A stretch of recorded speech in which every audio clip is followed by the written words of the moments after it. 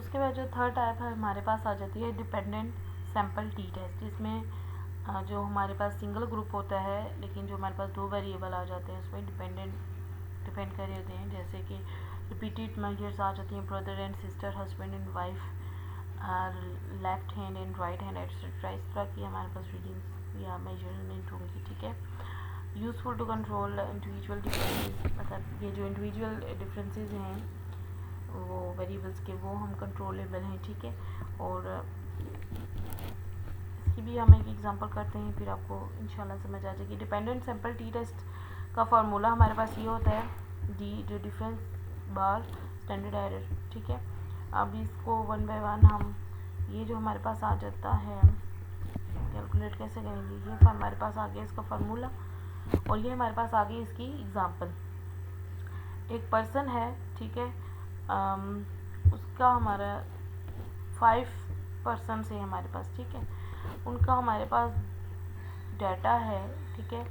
एक हमारे पास pain free time in second का डेटा है, और उसी ग्रुप का प्लस वो है कि आफ्टर ट्रीटमेंट और after imposing something on this patient, मतलब पेशेंट को कुछ ट्रीटमेंट या कुछ दवाई वगैरह कुछ ट्रीटमेंट देने के बाद का जो डाटा है वो ये है, ठीक है। और जो इनका डिफरेंस हम निकालते हैं वो ये निकाला है, और जो हम इस डाटा से मीन, इसका स्टैंडर्ड डेविएशन, ये चीज़ें निकाल लेते हैं पहले ही। नल हाइपोथेसिस सबसे पहले हमने हाइपोथेसिस टेस्टिंग इसकी हमने करनी है। सबसे पहले नल और अल्टरनेट जनरेट करने हैं। नल हमारे पास μ1 इक्वल टू μ2, एंड जो मीन है हमारे पास, हम ये कहते हैं कि जो मीन है, पॉपुलेशन मीन हमारे पास दोनों सैंपल्स का इक्वल है, और अल्टरनेट में हम कहते हैं कि वो इक्वल नहीं है, ठीक है। तो उसके बाद अल्फ़ा सेट करते हैं, अगर दिया गया हुआ है तो वैलिड कोड वही यूज़ करेंगे, और अगर लेवल ऑफ सिग्निफिकेंस नहीं दिया गया है तो हम 0.05 यूज़ करेंगे। टेस्ट स्टैटिस्टिक्स में फार्मूला लिखेंगे, ठीक है, उसकी फार्मूला लिखेंगे, उसको हम जो है कैलकुलेट करेंगे, तो हमारे पास टी कैलकुलेटेड आ जाएगा 2.75। और उसके बाद हमारे पास जो फोर्थ स्टेप है उसमें हम इसका क्रिटिकल रीजन फाइंड करेंगे, ठीक है। क्रिटिकल रीजन कैसे, हमारे पास इसके लिए जो n है, नंबर ऑफ़ पेयर्स हैं, ठीक है, क्योंकि हमारे पास एक ही ग्रुप होता है, उसी का आफ्टर एंड बिफोर हम ले रहे होते हैं या इस तरह का डाटा ले रहे होते हैं, तो हमारे पास n-1 इसकी डिग्री ऑफ फ्रीडम हम इस तरह फाइंड करेंगे। जो हमारे पास इंडिपेंडेंट होता है उसके लिए हम n1 + n2 - 2 फाइंड करते हैं, ठीक है। तो ये हम इस तरह 5 थे हमारे पास पर्सनस, तो -1 विच इज़ इक्वल टू 4, और हम 0.05 है हमारे पास अल्फ़ा, और 2 टेल में हम जाके देखेंगे टेबल में, तो हमारे पास जो क्रिटिकल वैल्यू आ जाएगी वो 2.76 आ जाएगी।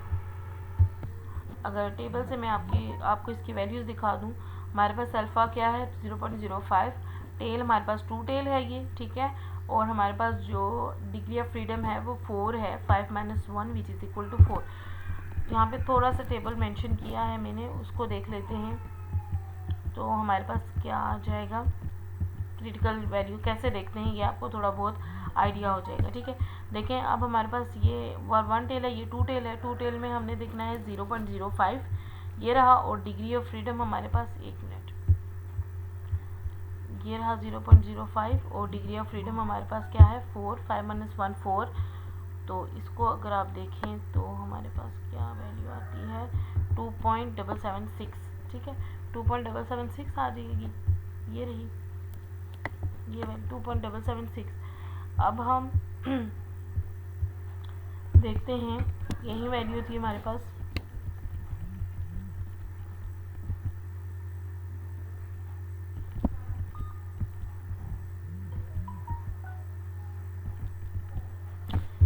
ये देखिए हमारे पास क्रिटिकल वैल्यू हमें क्या ली है 2.776 सॉरी।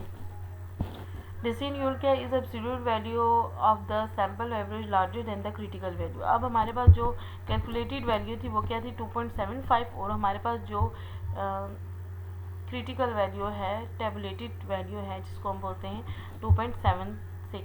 तो इसमें हम देखें 2.75 एंड 2.76। अब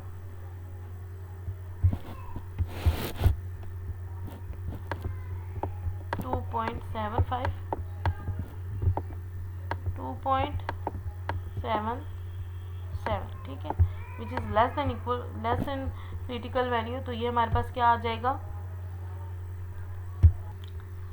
तो ये हमारे पास क्या आ जाता है कि हमारे पास जो नॉट सिग्निफिकेंस आ जाता है, क्योंकि जो हमारे पास वैल्यू है कैलकुलेटेड की वो 2.75 है और जो क्रिटिकल वैल्यू है वो 2.76 है। तो इस वजह से ये हमारे पास नॉट सिग्निफिकेंट पेन फ्री जो है उसका कोई भी इफ़ेक्ट नहीं है, कोई भी इफ़ेक्ट नहीं है उसका, मतलब वो इक्वल है, ठीक है, दूसरे के प्लेसिबो के, ठीक है। अब इस लेक्चर में हमने simple t test with one sample, with dependent and independent, तीनों के साथ हमने विद न्यूमेरिकल किया है। आपको कोई इश्यूज़ हो, कुछ समझ ना आए तो आप पूछ सकते हैं। अल्लाह हाफिज़ फॉर टुडे, स्टे सेफ।